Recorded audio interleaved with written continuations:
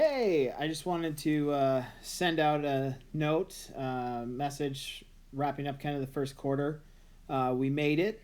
We've survived through the first quarter of middle school. And now I think some helpful hints, just and tips that would be beneficial for you to understand moving forward and understanding what you can do to best help your child in the second quarter.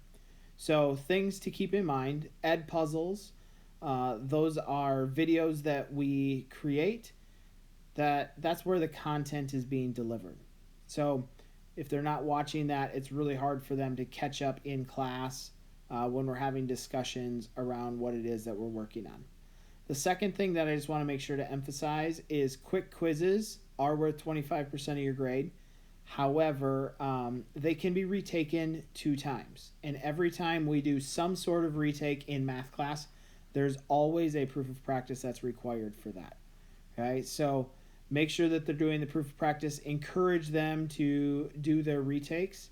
And the more that they do those retakes, the more you will see their grade improve. And you'll also see more of them having an understanding on what it is that we're working on.